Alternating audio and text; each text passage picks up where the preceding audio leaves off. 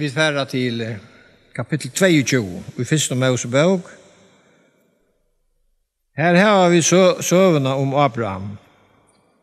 Där han för offra Isak.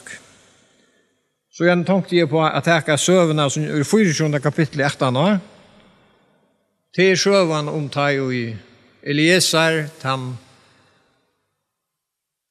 gamle och högste tjänaren till Abraham för att finna en kono till Isak. Jag läser av dem i 4 kapitlet. Men vi ska börja vid att läsa här ur 2 kapitlet och vi ska läsa 8 de första verserna. När efter detta rönte God Abraham. Han säger vid han, Abraham, han svärar i, ja, här är jag. Ta säger han, tack son till Isak, till öjnasta. Han du älskar. Fär till Moria land och offra han här som bränner offer och öjna fjötlen som jag ska visa till.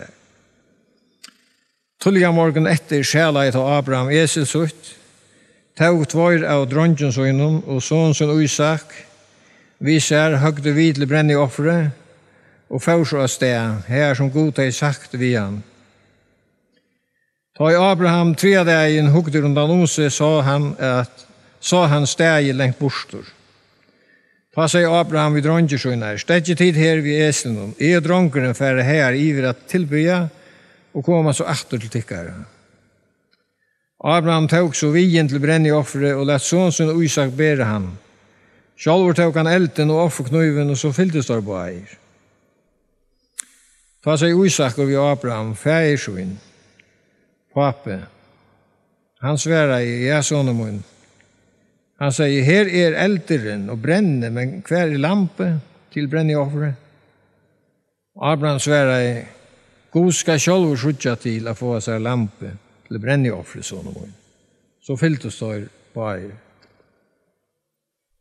Detta är människans läsa av metal omtal i söva. Vad är det som händer här? Vi då säger ut i tjöknen där första kapitlen här i första Mosebok att God gav Abraham här lyfte flöjre för när att du ska få störst afgå. Och ta ju så han är finns ju Ishmael så säger God ja Ishmael låt han leva för Ashanton God säger nej. Sara ska få en son. Och Sara var blivit gammal. Som vi alltid var säga. Och vi är och han kommer så lyfter soneren. Så långt som God har lov. Och nu är han så bliven. Jag har slett inte kannat hur gammal han kan vara bliven. Men jag har onkel skått på att han må vara 15 år. Onkel på 12 år. Och ja, man tyckte inte vara längt från att man var också, det var inte. Men med kursen så är så att dronken blir så mycket större att han som är vuxen, att han klarar själv att bära bränneoffer. Och det är han som bär bränneoffer och inte Abraham. Hvis vi säger att Isak var 15 år gammal så var Abraham 135. Nej, 115. Så Abraham var 115. Och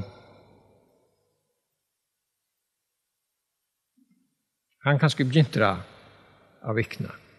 Och i kursen så letar han den unga mannen bära birna hända dagen. Och han ber själv knuven.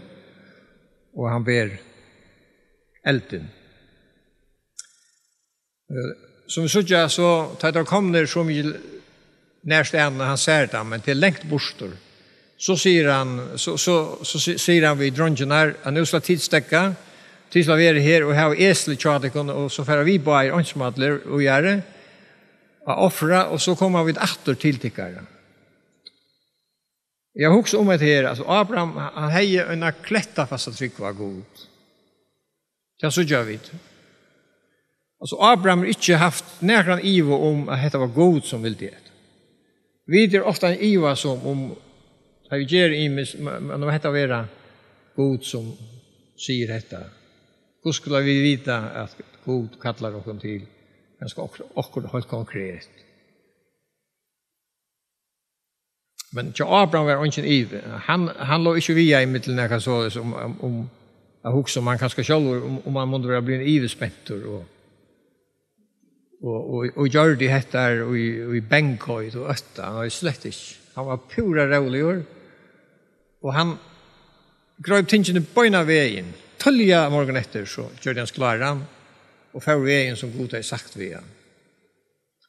Och vi läser i Nya testamentet att Abraham troe att Gud kunde väcka Isak upp att dra dig. Det är det som han har sett sitt all idag ända där. Han säger vid dronjen att vi kommer efter tickare. Men han visste gott att han tjeckade emot en offersteg här god har sagt vid han skulle drepa så.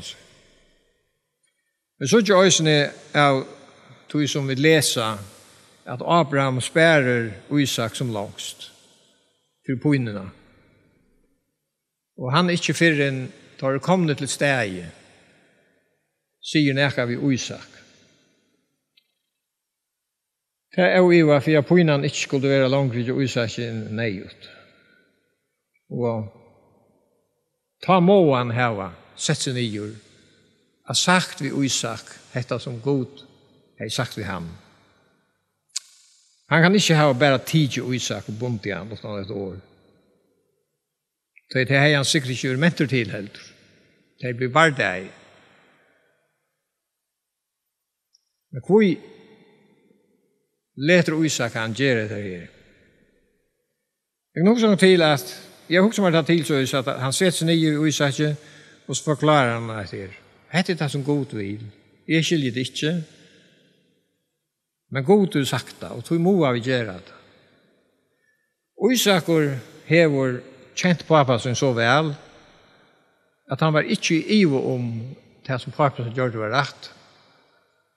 Han tror att samma Gud sån allvarliga som pappa så tror jag. Det är ju lätt att honom ta Isak bara ta Abraham begynner att ta som hettar så kunde han också till runt människans att drongen leper upp och han renner efter till hina drongen och säger pappa blir sväckor. Men det gör han inte. Han aktar och gör det samma som pappan. Han lägger sig under på Guds. Han leter simpelt hem pappa som bindas. Och det kommer så länge att han lägger Isak och på det här bränne som har klossat sig eld då.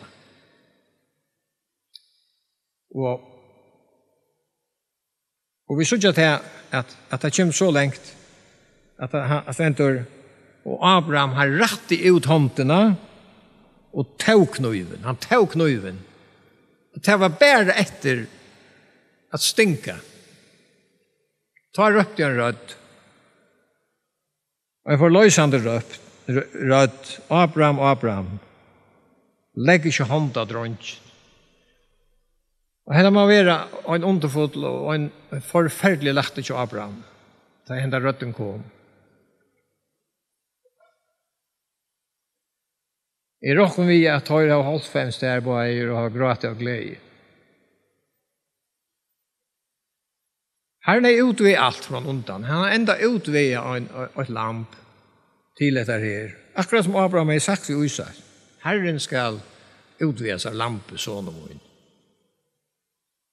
Och ta i Isak och har hört rötterna av himlen om så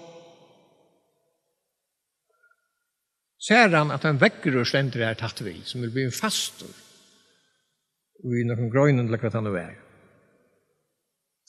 Han får så ivrig tek i verkningen, binder han och offrar han som bränneoffer. Och så får han efter dronjerna och tar för höjmater. Och dronjerna finner ångat näka att vita om det här. Jag hette så skriva nio så kan jag kunna finna vidare att eller andra finna vidare att Abraham skriver i så sövna ett långt annat skriver han efter Abraham mun. Det har du inte säga men tar jag ner inte näka vidare akkurat tant är nog med här. Då tar vi sånt som näka. Och Abraham passar ju på. Vi såg att ta i han skils från dronjen. Og vi tar etter, ta stendet til at han sa steg lengt bort. Så han vil jo holdt viser i at han skulle ikke kunne fylle vi hva han gjør det her i det sudja. Det var så mye lengt vekk. Men helst det var det skje at de røykene stod opp. Og nå hever han offer av lampe, sier han. Men så finnes det fra, kanskje tar jeg tås og sånne middel. Det tar jeg også kanskje spekulere på hva det er. Det var ikke offerlamp. Og så ender hentet søvann. Man kan si at hentet søvann en rævesøva, men vi er en happy end. Som alle gode søver er. Hentet søvann til underfodleste og det største av søvene til det at hun er lærer. Og hun lærer oss for det første lærer hun heter en mynd av Jesus og God. Det som tar gjøre for å frelse høymen. Det sier dere også hvordan underfodlende bøgen er. Dette hender 2000 år til virkelige. Dette er etter en skudje. En skudje av det som skulle komme. Dette viser å nærke, her er nærke som vi gjør god takter. Dette må være øyne under grunnfyrer enn gjør det. Og det kommer så fram 2000 år skjøttene. Ta Jesus fyrir av Golgata. Og han gjør seg til akkurat på samme måte. Abraham gjør sin son. Han offrer sin son. Altså, god offrer sin son, akkurat som Abraham. Og Isak og gjør seg, akkurat som Jesus. Jesus ble ikke nødt til å nøkre, han heldig ikke ferdig sønnen oppe av krossen. Han får selv vilje. Tar gjør det dette fela, og han offrer seg selv vilje. Han ber så tralig etter å slippe undan, men tog at roja etter å si, være vilje til en god. Tog er dette her en så underfull mynd av tog som Kristus har gjort. For første mennesker, for jeg frelser oss. Så øyne kvar som lustar det etter det som bådskapen øyne for en. Kanskje ikke her skjutja hvordan størst det offrer er. Dette her er rævlig for oss å lese. At en med oss skulle komme ut for bare at nøye så tryggva tog i en dag eller två at han skulle drepa sonen og offra sonen. Men god, han gjør det hette her. Han offra i sin son. Og Jesus sier øynestene, han sier nekka såløys at en kærlig har jeg og adopter av og hvor jeg ikke fyrer honom. Han styrte faktisk fyre som det er. Han bærer på etter her innan og i seg selv. Han visste hvor han var kommet ned av hjørnet, og han visste at hans liv ble ikke som til nøkken øre mennesker. Som en unge med måtte han forsøke alt det som holdt det, som han lukket å være ui honom. Som han tidlig på seg for okkara skild. Og vidt at han var født av en syndigere kvinne, så kjente han til frøstinger, og han kjente til allt det som vi känner till. Det stender han först av ödlom. Det var ikke bare at jeg drog han som var godt, men øysene hadde ønta synden frøsta i ham. Så lenge det gav Kristus for okkara skyld. Dette ber han på at løyve, og han visste at han skulle dodja som en maur i vest og år.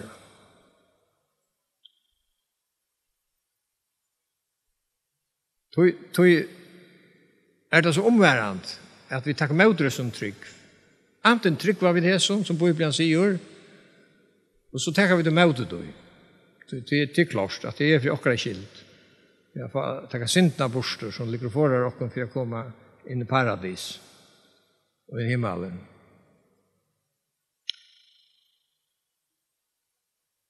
Så hvis man ser det og skiler det, og virkelig skiler at det er god som gjør det til, og ikke takker med det, så gjør man en rævlig sint, man utsetter dette her, og til å møte det vant av mye. Og annars sier at han tror det ikke, han lykke til statur, så har du gjort god til en liknare. Så det er egentlig alvorligt.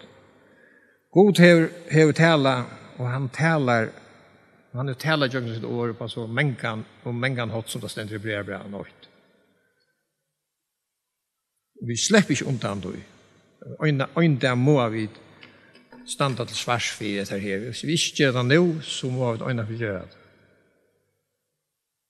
Du er bønfattelig om du ikke er frelstor, at her kommer ut her, som Jesus gjør for det. Og du som kanskje gjerne vil de ofte det her, men kommet til fettlene at du heldur at dette at du er så rinkor og du gjør så nekk, og Satan måler alle syndene og fyrir der, som bare to varst og ikke annet vet utan to og djevelen og god. Og han røyner at ledja der og at jeg får nøyva det så, og få at jeg trykker at for terror ikke vel, kære viner, det er jo just her at det er just for sluks at det var hun. Du offrer bra gjørst for det. Det er personlige.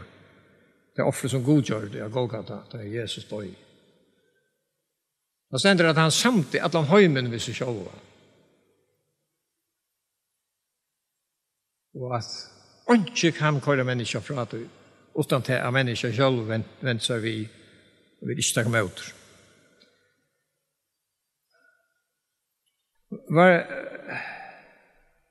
Det er som færre til hina søvna, i kapittel 24, så er det en avmetelig vøk og sjøva, og hun er spennende og vøker og gav lukket fra begynning til enda. Hun er avhåverd, hun er enda romantisk, hun er om en mann, en unga mann som skal få en kone, en bror. Og høyest at vi har så forhold som vi vil ta, og de mentene som Abraham levde jo i, at hun er så nekv annerledes enn okkara mentene. Og vi talte dette var omtalet, at en annar med vår fer, at finne en kone til sonen som slett ikke vi, og hin veler kona fire han. Men dette er også ikke helt avkunnet. Det var så ofte for at foreldrene har funnet av hvordan de unge skulle komme sammen. Men dette er ikke langt i okkara mentan. Men så er det svært å ta. Men selv om det var på den måten, så er det avmetelige verkurs å lese. Men den her gamla mannen tar han fer og tar han hit i jentene. Jeg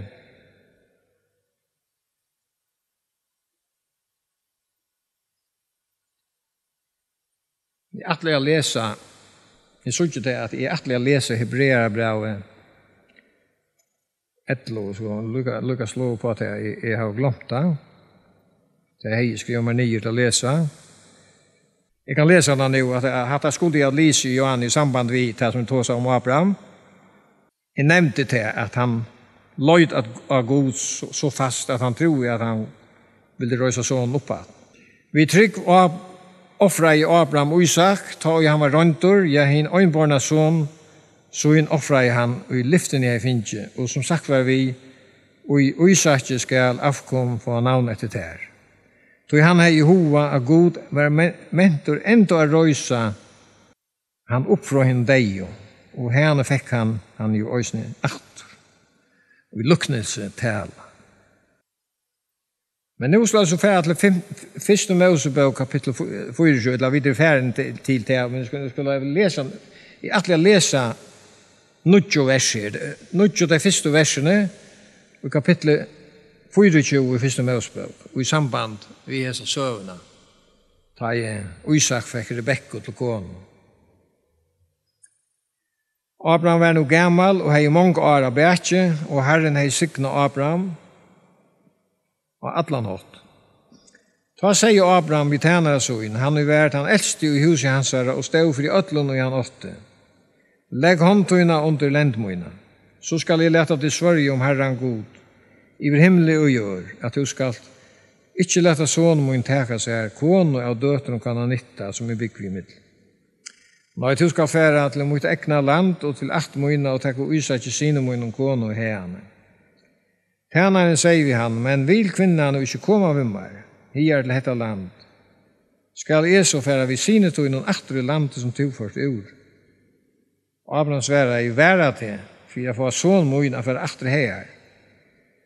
Herren god himmelsens, som førde meg bort fra huset fægersmån og fløylande månen, han som talar i vem med og svær med og sier, af kommer tog noen djev i dette land. Han skal sende ångesøyn undan til her, så tog kanst teka sine månen kone og heane.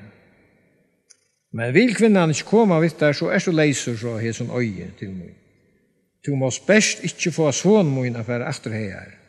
Tala i tænaren håndsøyna, under lend Abrahams herrasøns, og lova jo om hetta i øye. Og han fyrs var sted, hes nir tænar. Jeg sier langt og ferierna, han tar vei det her Sore og i Israel.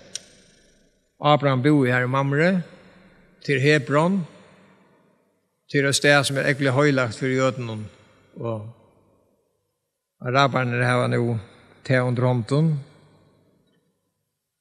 men øynene får jøden dator. Her ligger der grivner, alle trodde at affærene vi kom. Her bor Abraham, og her er favorisen i Eliezer av sted, og han gikk så når i jøkken eller røy, jøkken alt ja, eller det som tar et Kanans land, høyt norr, lengt norr, og favorlet sted som og det Karan, og det var det samme stedet som Abrahams akt var, det var jo ødelig ord Kaldea, og det her som Irak også det ikke Irak, men det var kommet til Karan, det har vi vært i jøkkenen, nøkker av dem. Papi Abraham og Lot, og så øsne Botjo Abraham. Og han var så blitt verande her. Og det var her tar for til Karan, lengt norr. Og her skulle han så mittlen skiltfolk til Abraham finne denne konen. Og grunnen for at Abraham var så bestemt i hesen at du måtte ikke få sånne mine for etter her. Det var tog at han var kattlaver ut fra sine folke, og han var kattlaver til å bygge Kanaslandet, og han var kattlaver til å fylke seg gode, og vente avgode noen bæk. Men han ville ikke for øynkvann provis at Isak skulle være etter til sine forsvedrer og dorskatører avgoder. Og så fer han av sted, og så leser vi at Eliezer, han kommer til dette steg, og her synes jeg noe ekkelig vekkort. Det som er han tror på den allvalda, samme god som Abraham, morsdag hans her, tror jeg. Og han får bia. Han bier en bøn her om at vi kan lese noen verser i 4. kapitlet i samband med det. Hvordan han ber. Han sier nå, Herre god Abrahams herramunds, leta etnas mer i det, og gjør miskunn med de herramunnen Abraham. Jeg stande nå her vid kjeldene, og døtene fra mannen i bøynen kom ut etter vattnet. Leta nå genga så at han gjenta, og jeg sier så vi, hettla krokkotøyna så jeg får i drutje, og som tar sværer drekkbærst, og jeg skal øysene brenna kamelentøynen, at hon tann, og to er atla tænere til en uysakje. Av hesen kan jeg så sutje at to har gjort miskunn med de herramunnen. Han var ikke livet av bia, da kom Rebekka, døtte Betuel, son Milko, Nakor, bror Abraham. Hon kom gengande vid krukkene og økslene. Men vi tror at her som Betuel og Abraham har vært syskjene bøten, og så tar jag över trojmeningar. Isak och Rebecka. Och Abraham ber dessa bönerna och han förstittlar sig, han dora förstittlar sig kost öra för att gänka. Ta dötna kom ut ur bönen och ta kom ut här till färje, småfärje och jag gör det vatten och så det. Så förstittlar han sig att han ber god om tangentan som är sige så vi. Lätta vara tangentan som to hur attla sonen herra mun. Han lägger detta i bön framför herran. Och jag tänker, hur viktigt är det inte för en unga man att han vinner en kon och som är tryggvant. Att han är herran vi på rå och är som det viktigaste avgör som vi tar vid löven. Detta öra, allt år hur näka lära oss. Detta öra lära oss åt han som för att få sig en kono. Och ger ett sina exempel. Han ber till god. Han leder framför herran. Om att han måtte blöva tangentan som god vilt. Det ständer i årstöken och 16. Gev herran om vedtojen i hånd. Lyd av han. Så skulle rådtojen få framgång. Också om att ha verset. Gev herran om verstojen i hånd. Og sette så hender favn, nøy. Gjev herran og verktøy i hånd, så skulle rådtøyne få framgång. Det så løyes, at her lærer dere til at du skal være i fotlen flere aktivitet, og ikke sitte at de hender favn av høyrene rødt kommer ned av himmelen, eller nækast over. Men du skal røyne å finne derne komme. Men du måste vara fast bestämd på att ta herran vi bara och göra det som han löjde till. Till han är mentor att läsa det luva så lös som han vill. Det är det som ligger i oss. Och vi såg att det tydligt här. Det ser ut nästan som att han dikterar gode och säger tangentan och är färdig att välja det penast. Och det säger han inte är. Men det kan du huxa och kom till. För jag röjner hitcha om man vöker och ösne röjna skoarna kvar man var innan och igen, som är det allra viktigaste. Och att det var många år, men han bier så lös.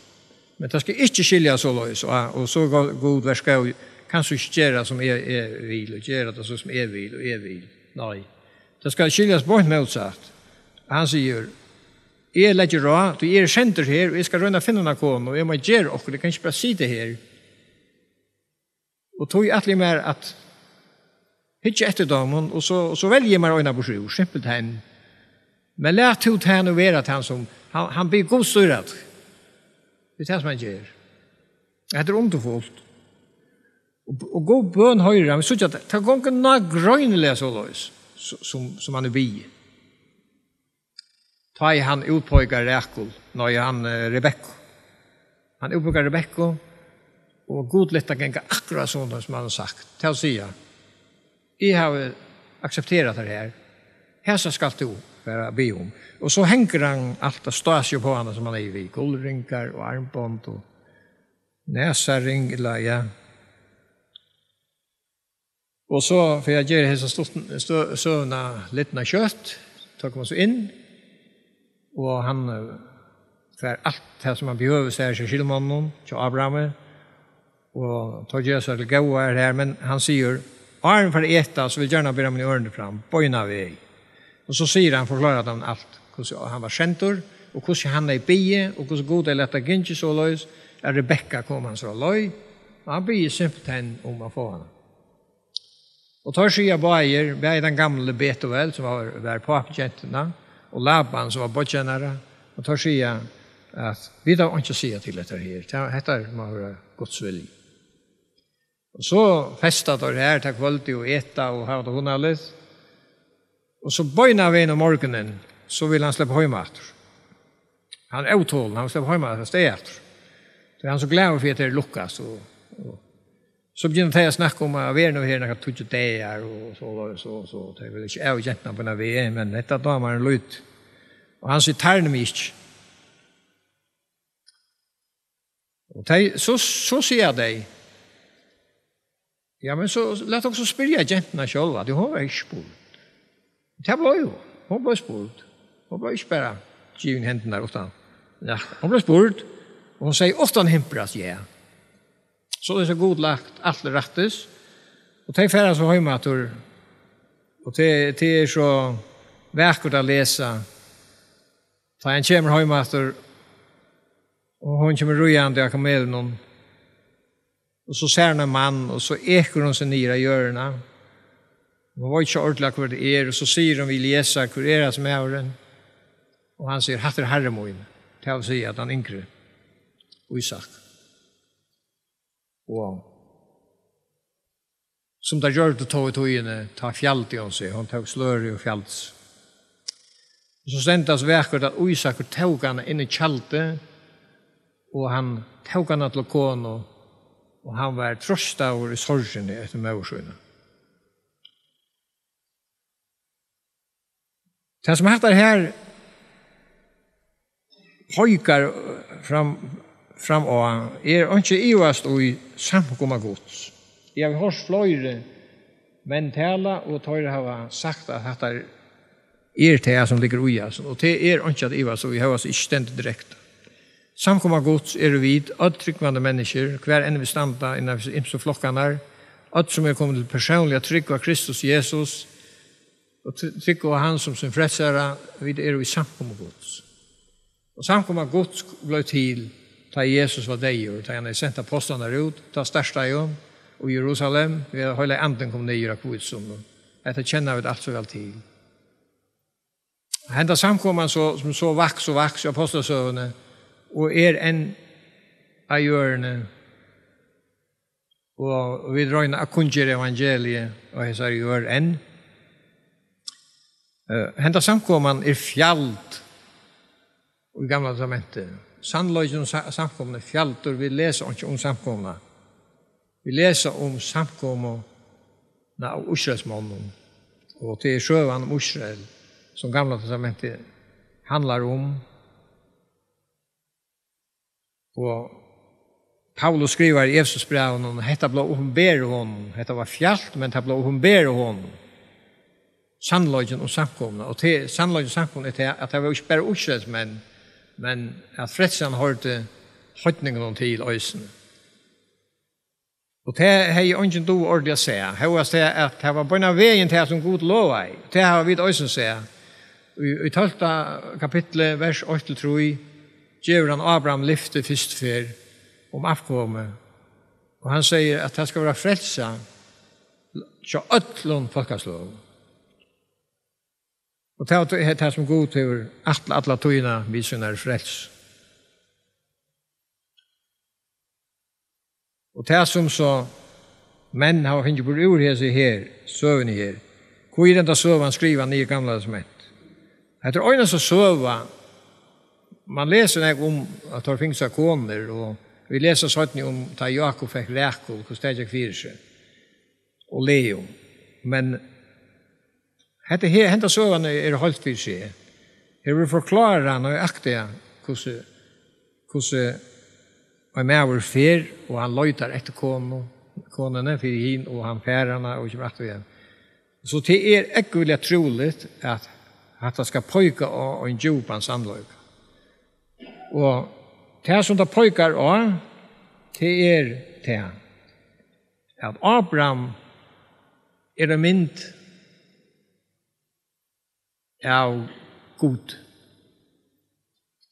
Men Isakur er en mynd av Kristus. Og Eliezer er en mynd av høyle andan som løytar etter en bror til sonen. Og broren er samkomma gods. Vi som er tryggvand. Og dette leser vi som nekk om Nødja testamentet om samkomna som bror, og ikke minst i søgnas bøysen i åpenberingsene. At det blir brittelig plent i himmelen. Og ærastan vi i Efesos brev, når vi har mynt av her, er vi der og bror Kristus er. Tog må vi bare øyne kvar, jeg må først og fremst slå meg for brøstet, og øyne kvar trykker man må slå for brøstet. Så er det kjempelig her.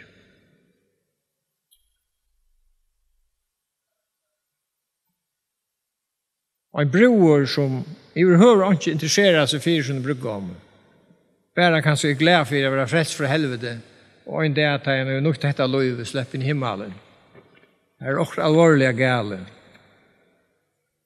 Tjåk, det er på tamaten. Og det så er det mengen tjåk. Vi søker hentan høymen, og søker ikke, som det stender ångstene, søker ikke dårlig herrens. Det skulle være så løs at samkomman først og fremst søkte til han brukket om en kjasar som vi kjøpte han så dårst og som vi gjørst til at vi kunne leva, at vi kunne være glad og at vi kunne være vevn til deg ikke. Men tog verre, det var mengen så løs at det er på en av motsatta. Og Jesus tåsar om øyne samkomna i oppenberingen som øyne samkomna som kvarskjer høyt eller kallt. Og han sier at han vil sputja. Skal sputja det ut av munnen. Han vamlas ved henne. Men dette øyre alt ikke at få åkna med samme ute, men teka gos år i olvara og bliva bedre tryggvandi enn vi det var vært. Vi må ganga fram og herrans løyum og veksa. Det det som leser oss nek og nødjansment om å veksa. Og vi veksa bare vi gos år. Og så gonger det ikke så som det gonger nå tjåkon, at det er så litt interesse og ahove for å samla som gos år som det er. Folke, det stimla saman om alt mulig anna, og sånn det har vi til om sang og sånne. Og alt godt å si om sang, men da man bare er interesseret av man kan rent fysisk og ting om, og ikke er interesseret av å høre hos år, så er noe helt alvorlig gale vi okkom. Og måtte øyne hver tid til ettek der. Ikke til sida, men til det så løs. Det god sida. Herre, vi takkar deg for disse stundene at du etter om til et år og kveld, og ber deg om å sykne disse stundene og det som kom fram og kveld. Du tog en døra bare året til dere, og Jesus er døra bare navnet. Amen.